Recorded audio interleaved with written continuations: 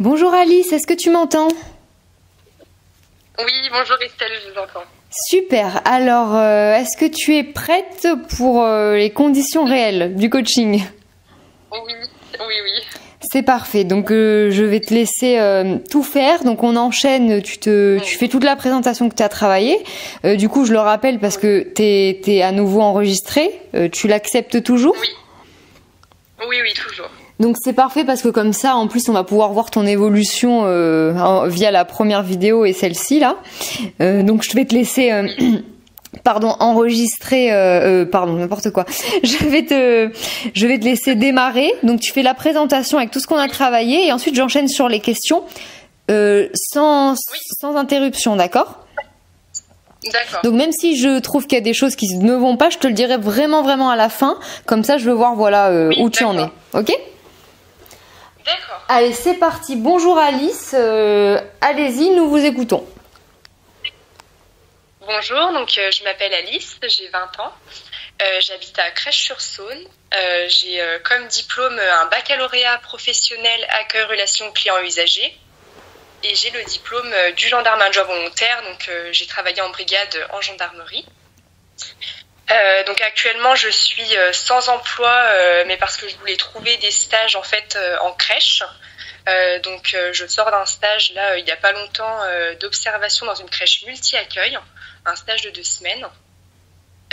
Donc je souhaite devenir auxiliaire de puériculture parce que premièrement j'ai toujours aimé les enfants, j'ai toujours eu une aisance particulière avec les enfants et ce que j'aime avec le métier d'auxiliaire de puériculture c'est vraiment tout cet accompagnement qu'elle a avec les activités d'éveil, d'éducation, de loisirs, son accompagnement aux soins, à sa sécurité. Et c'est vrai que du coup en stage j'ai vraiment pu apprécier ce rôle-là et j'ai participé même aux activités d'éveil.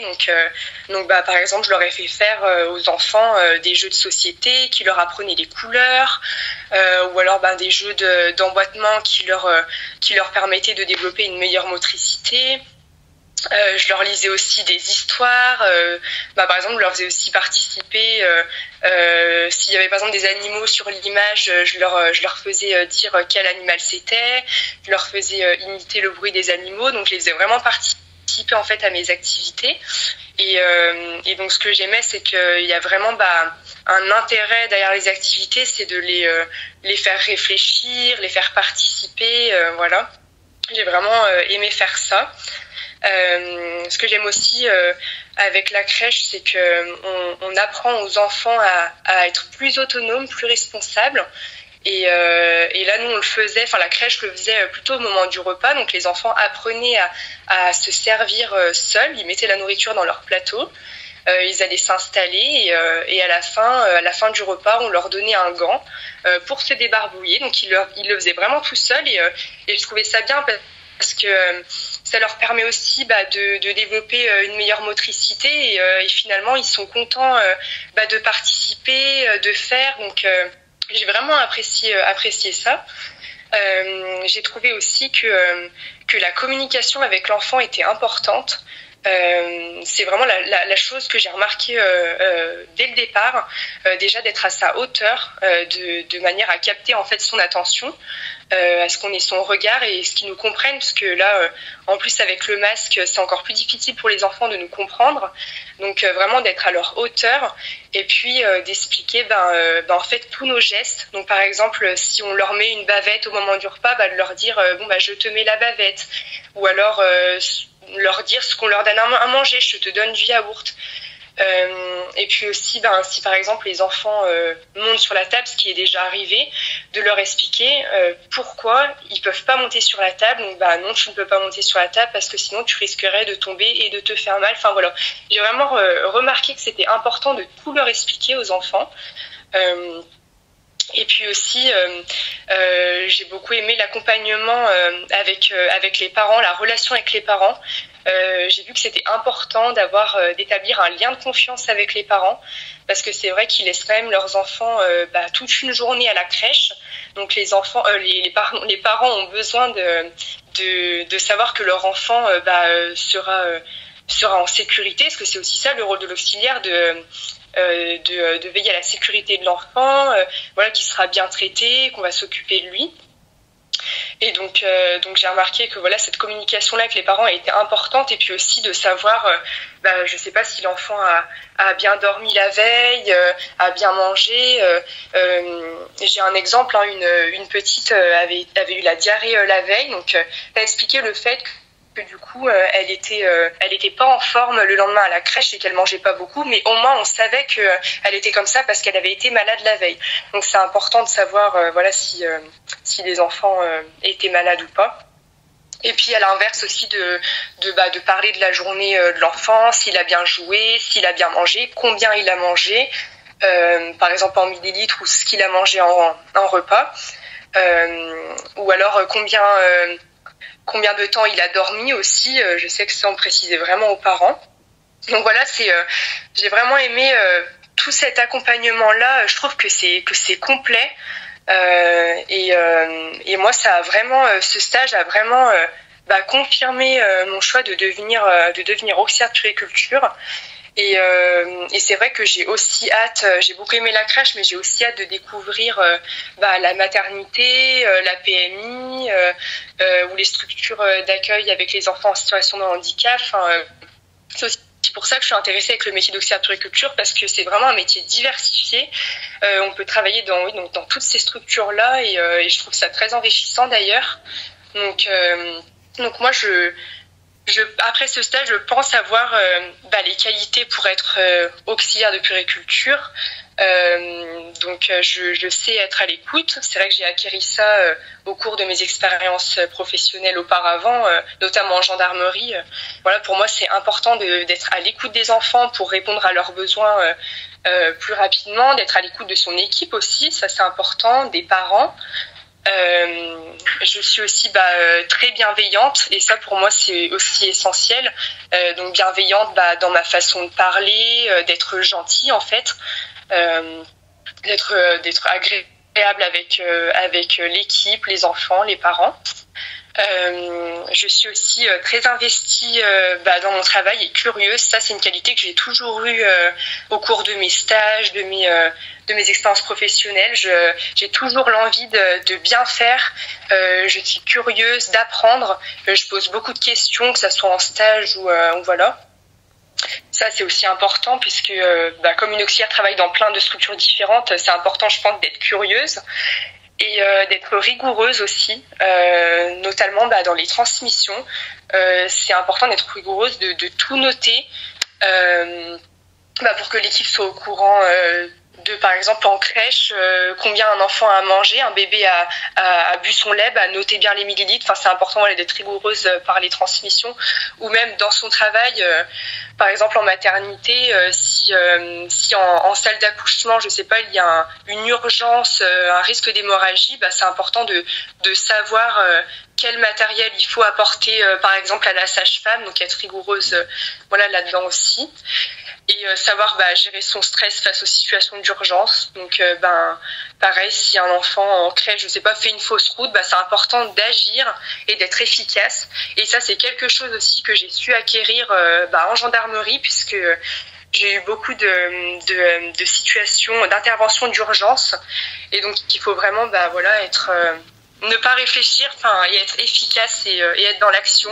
Et ça, je sais que c'est important aussi dans le métier d'auxiliaire de puériculture. Donc c'est vraiment tout ça qui m'a donné envie de faire ce métier-là, et aussi d'intégrer la formation, puisque après ce stage, j'ai aussi beaucoup envie d'en savoir plus.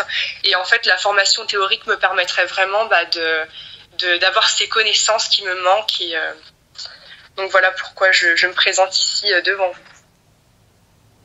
Très bien, merci pour toutes ces informations. Je vais juste vous demander de me parler un petit peu plus du coup de votre projet professionnel. Est-ce que le projet professionnel pour vous, c'est d'être auxiliaire de puériculture, ou c'est d'être auxiliaire de puériculture dans vraiment un domaine bien spécifique? Est-ce que vous arrivez à vous positionner là-dessus, ou c'est encore trop tôt? Je pense que c'est encore trop tôt parce que j'attends beaucoup des stages en fait pour découvrir les autres structures puisque moi j'ai vu la crèche donc bien sûr il y a du soin associé à ça mais par exemple en maternité c'est quand même plus axé aux soins et j'aimerais quand même découvrir ça aussi. Non, je suis vraiment ouverte à toutes les structures dans lesquelles une auxiliaire peut travailler. D'accord. Très bien. Comment réagissez-vous lorsqu'il y a un conflit entre plusieurs enfants?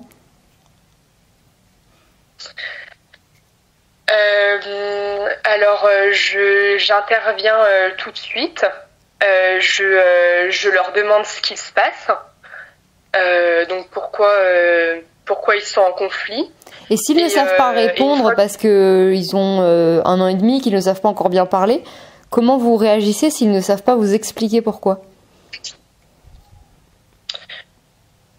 J'essaye moi de comprendre quand même.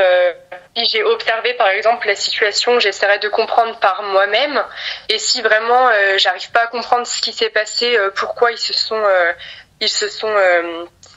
pourquoi il y a eu un conflit, je repropose tout de suite une activité aux enfants de manière à ce qu'ils oublient ce conflit-là et voilà, j'essaye tout de suite de trouver en fait une solution par exemple des activités.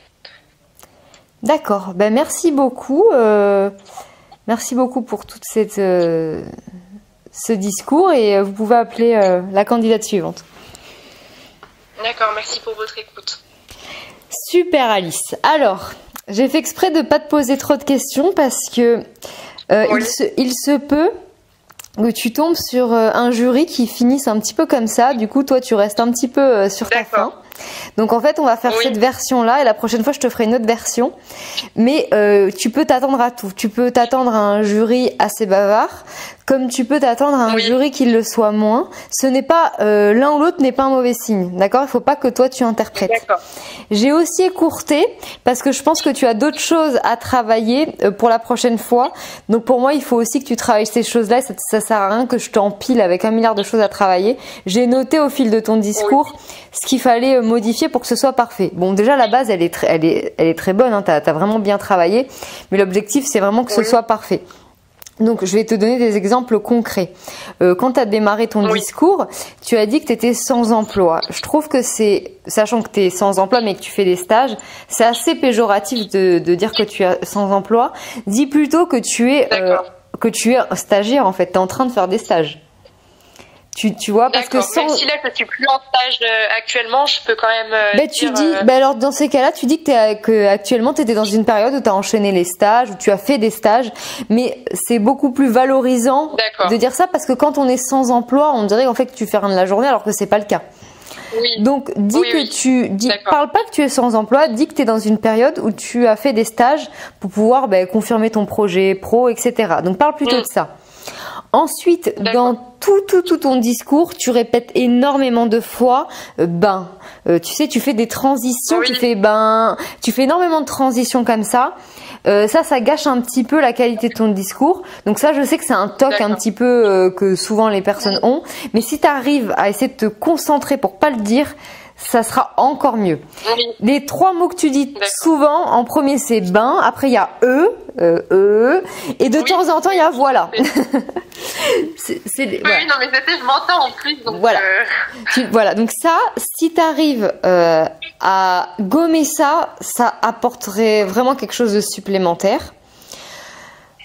Ensuite, tu as fait quelques répétitions qui ne sont pas très graves, mais c'est vrai que si tu trouves des synonymes, c'est un peu mieux. Tu as souvent répété motricité pour donner des exemples en crèche. Essaye de trouver des synonymes, ça montrera aussi que tu as un vocabulaire un petit peu plus riche, même si c'était pas faux, c'est pas faux ce que tu as dit, mais c'est juste pour avoir un peu une richesse de vocabulaire un petit peu plus dense, on va dire. Ensuite, à un moment donné, tu as dit que l'auxiliaire, elle est là pour veiller à ce que les enfants soient bien traités. Le mot bien traité n'est pas vraiment adapté. Dis plutôt que tu es là pour veiller sur les enfants. C'est plus adapté que bien traité. D'accord, oui. Ensuite, par exemple, tu dis aussi que tu es là pour vérifier que les enfants aient bien dormi.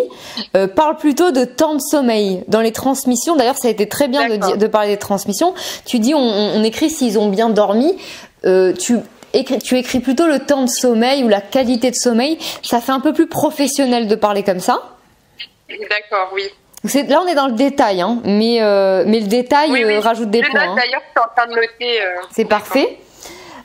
Ensuite, tu as dit que pendant une situation d'urgence, tu ne réfléchis pas et tu passes en gros à l'action.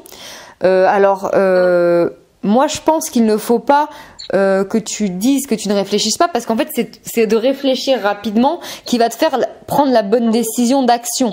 Parce qu'en gros, si tu réfléchis pas et que tu interprètes mal ce que tu vois, tu peux aussi te tromper dans la réponse que tu vas apporter dans le secourisme entre guillemets. Donc ne pas réfléchir, ça ne veut pas dire agir moins vite. Tu peux juste réfléchir rapidement plutôt, tu vois. Donc ça, n'affirme pas ça parce que c'est pas tout à fait correct. Ce qui est correct, c'est plutôt de dire que tu as la capacité de prendre vite une décision parce que tu analyses rapidement. Mais dire que tu ne vas pas réfléchir et foncer tête baissée, ça c'est pas vraiment une qualité, mais je pense que c'est pas ça que tu voulais dire, c'est juste parce que tu n'étais pas préparé à la réponse à mon avis plus. Voilà, c'est une petite nuance, mais c'est vrai que ça fait toute la différence.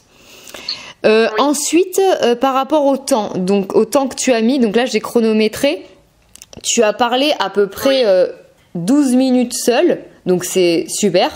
C'est vraiment génial. Ça a été fluide.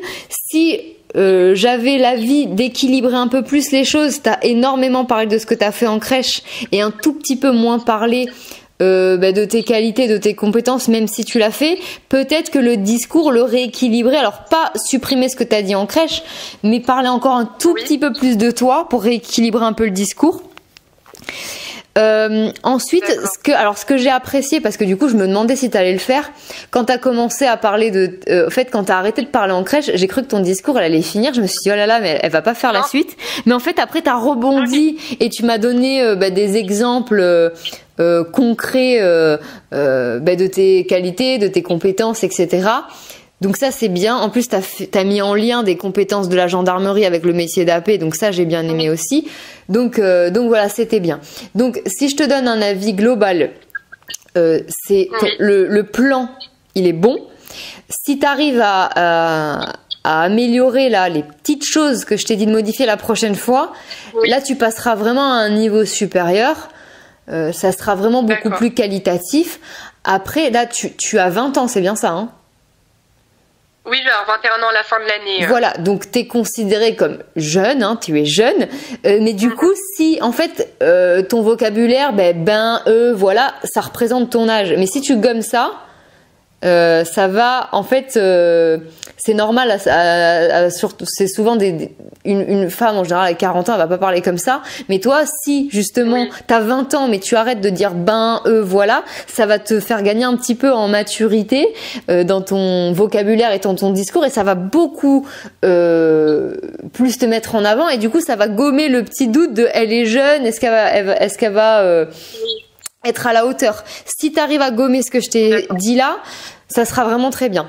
Donc là, je pense que tu as, à ce stade-là, besoin encore d'un dernier rendez-vous, à mon avis, je pense, pour que ce soit parfait. Et je passe mon oral demain matin, je pourrais pas... Ah, mais on va trouver... c'est pas grave, on va faire après, c'est pas grave, je te vais te laisser du temps et on va le refaire. On va le refaire, c'est pas grave, on va le refaire quand même, comme ça, ce sera... comme ça j'aurais bien vérifié que tu as compris, tu vois, une dernière fois, et ça va pas te faire de mal de faire un dernier jet, on va dire, d'accord?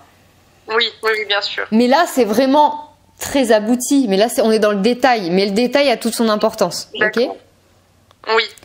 Et par contre après, je sais pas si... Enfin, tu vas me dire comment toi tu t'es senti, mais après t'es super à l'aise, t'as un bon débit de voix, tu cherches pas tes mots, on voit que le plan il est structuré, tu sais exactement ce que tu vas dire. Le développement, on voit qu'il est maîtrisé, appris, on voit clairement que tu as travaillé. Toi, comment tu t'es senti? J'ai pas senti de stress non plus, ni d'hésitation. Comment tu t'es senti toi? Oui, c'est vrai que par rapport aux appels précédents où j'étais vraiment super stressée, là je me suis trouvée à l'aise, mais c'est aussi dû au fait que je me suis entraînée toute la semaine devant des personnes différentes ou toute seule. Je me chronométrais, je m'enregistrais plutôt en faisant en m'interrogeant en fait, et puis surtout avant l'appel j'ai fait ce que vous m'avez conseillé, c'est m'entraîner à voix haute juste avant l'appel. C'est ce que j'ai fait et je pense que ça m'a aidé à être du coup moins stressée et à avoir les idées claires. Oui, parce qu'on parlait du rythme avant, je t'avais dit en fait il faut déjà que tu te mettes dans l'ambiance, c'est un peu comme l'échauffement, tu peux pas arriver et faire une prestation sans t'échauffer, il faut d'abord que tu t'échauffes et effectivement t'étais de suite dans le bain et dynamique, t'étais pas molle et après t'as démarré, t'étais de suite t'étais dans une bonne énergie et effectivement tu fais bien de me le faire remarquer parce que je suis entièrement d'accord. Donc en fait c'est bien parce que tu as vraiment compris l'exercice, tu as utilisé les outils que je t'ai conseillés, t'es vraiment, t'arrives vraiment à appliquer ce qu'on te conseille, donc ça prouve aussi que t'as une capacité d'apprentissage rapide, et que t'as l'eau à tous les étages, hein, donc c'est vraiment bien. Donc tu peux être vraiment fier de toi et je pense que t'es clairement prête. Là après, je t'ai demandé de rectifier encore des petits détails, mais les 80% du travail ils sont faits quoi. Il est fait. Oui, c'est vrai mais heureusement, là du coup je me dis heureusement que j'ai pris ce coaching avec vous parce que ça m'a vraiment aidé. Mais vraiment, je me dis si j'avais pas eu de préparation, mais je pense que ça aurait pas été la même chose, ça aurait été catastrophique. Là, ça aurait été comme la première fois, c'est que vous parlez 30 secondes, après vous savez plus quoi dire en fait. Hein. Vous savez pas dérouler le fil en fait. Et moi je suis là pour vous faire dérouler tout ce qu'il y a en vous. Et surtout que comme beaucoup d'élèves, toi t'es comme ça aussi, c'est que tu savais pas quoi dire alors que t'as énormément de compétences, t'as un peu d'expérience, tu t'intéresses au métier, tu réponds toujours quand même juste. Donc du coup c'est dommage de garder tout ce potentiel en soi alors que c'est là qu'il faut le montrer quoi. C'est le jour J. Oui, c'est sûr. Donc ce qu'on fait, c'est que là, il faut que je vais te laisser après me poser la question, hein, mais tu vas travailler encore et après quand tu te sens prête, on refait un petit coaching, ok ? D'accord, oui, pas de souci. Je voulais juste vous demander, quand vous m'avez dit de parler de plus de mes qualités, je sais pas trop comment je peux... parler un peu plus de ta personnalité. Améliorer. Alors tu peux donner un exemple par exemple. Tu peux encore redonner un exemple en parlant un peu plus de toi, parce que tu as parlé de ce que tu as vécu, mais c'est bien aussi de vraiment mettre un tout petit peu encore plus la lumière sur toi.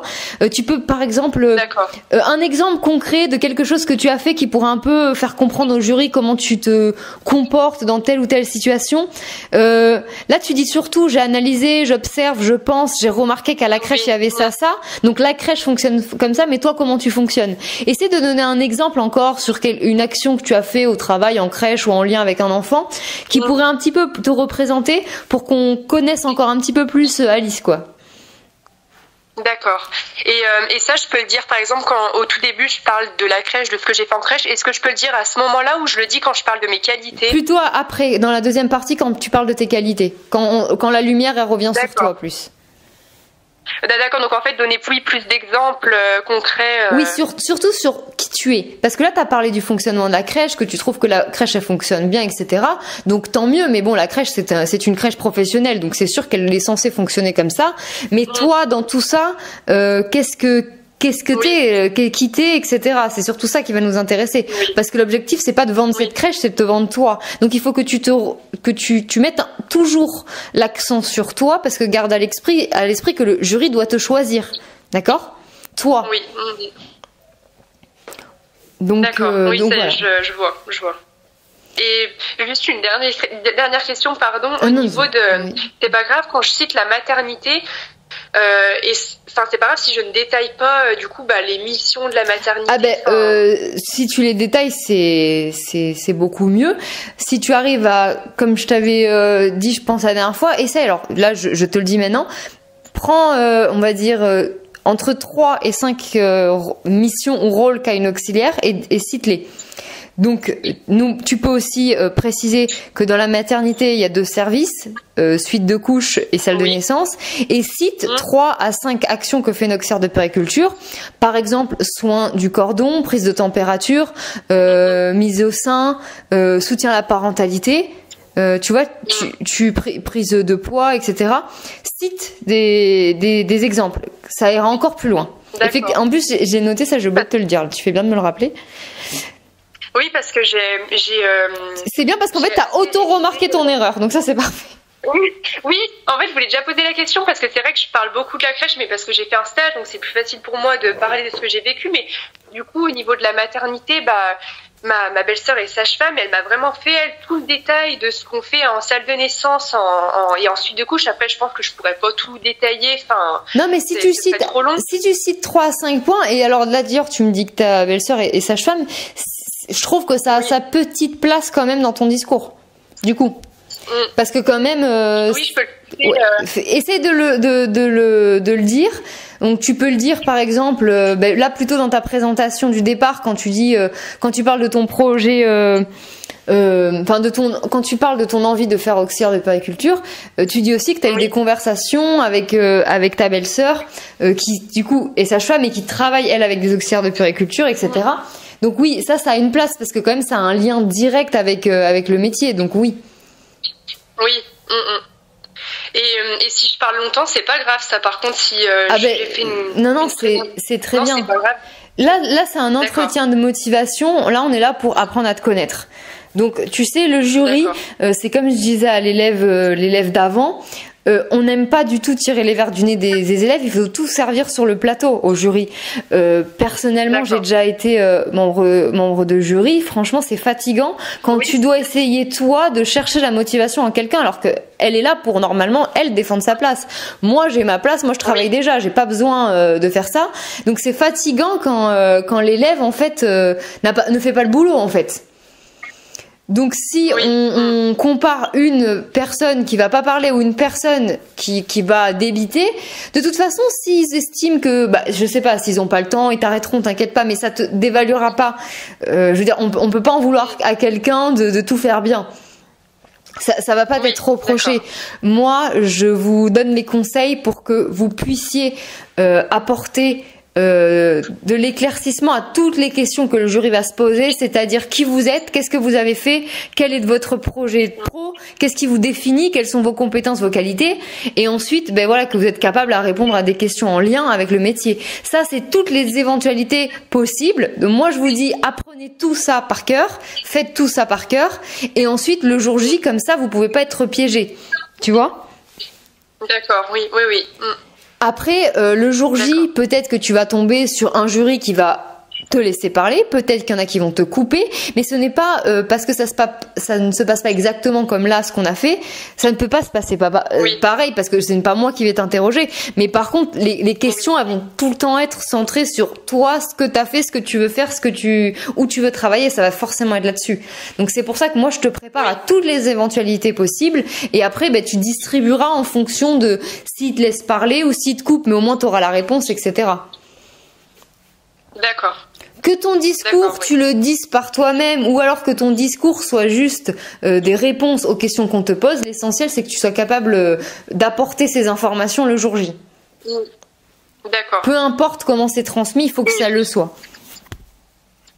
Et là, par exemple, aux questions que vous m'avez posées, c'est des questions que j'étais pas préparée. Est-ce que vous trouvez que je réponds assez facilement ou Oui, mais je vais t'en réserver d'autres un petit peu pour tout à l'heure parce qu'en fait j'avais tellement de choses à te dire que je n'ai pas voulu insister trop sur cette partie parce que en fait je peux pas te demander de travailler 40 trucs à la fois, il faut un petit peu on va dire structurer le travail. Là pour moi il fallait encore que tu retravailles ta première partie, c'est pour ça que j'ai pas trop insisté, mais là une fois maintenant que je t'ai bien dit les détails sur la première partie, après là cet après-midi je te poserai beaucoup plus de questions, que ce soit donc sur les blocs de compétences, la formation, le métier, etc. Mais là, j'ai volontairement pas trop chargé parce que déjà là, ça fait à peu près 10 minutes que je te demande de faire des modifications. Donc, il faut que tu puisses t'organiser toi aussi pour retravailler de ton côté. Je peux pas faire quelque chose où après tu sais même plus par où commencer. Donc c'est ma méthodologie en fait pour te faire apprendre, c'est de te faire apprendre petit à petit et pas te faire un truc énorme où tu vas te dire mais comment je fais quoi. Oui, d'accord. Voilà, donc travaille ça, t'as le temps là aujourd'hui? Oui, ce matin, oui, j'ai le temps, il n'y a pas de souci. Voilà, travaille et quand t'es prête, on voit un peu ce que ça peut donner, tu m'envoies un message et on se refait un petit appel, ok? D'accord. Ça peut être quand je peux vous rappeler à partir de quand Tu m'envoies un WhatsApp quand t'es prête et après je vois comment je peux te glisser dans mon planning. Là il est parce qu'en plus j'ai 3 heures de décalage horaire avec la France là parce que je suis pas en France. Ah oui. Donc moi en gros là chez toi il est bien 9h45. Oui c'est ça. Oui. 9h45. Donc en gros 13, 14, 15 maximum voilà. 15, maximum à 13h. Voilà, en gros, tu as de maintenant à 13h pour si tu veux un coaching pour que je sois disponible parce qu'après je pourrais pas l'être. Oui. Parce que j'ai d'autres coachings et on est dimanche et je fais beaucoup de coaching le dimanche parce qu'il y a aussi des personnes qui y travaillent, etc. Donc du coup on fait les coachings le week-end. Oui. Donc je fais ça le dimanche, mais là en gros entre maintenant et 13h c'est bon, ok? D'accord, pas de souci.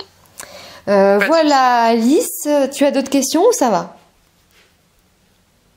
Non, je pense que ça va. Pour l'instant, ça va. Merci. Ok. Bon, au travail et je te dis à tout à l'heure alors. Oui, merci beaucoup. À tout à l'heure. Avec plaisir, Alice. À tout à l'heure. Au revoir. Au revoir.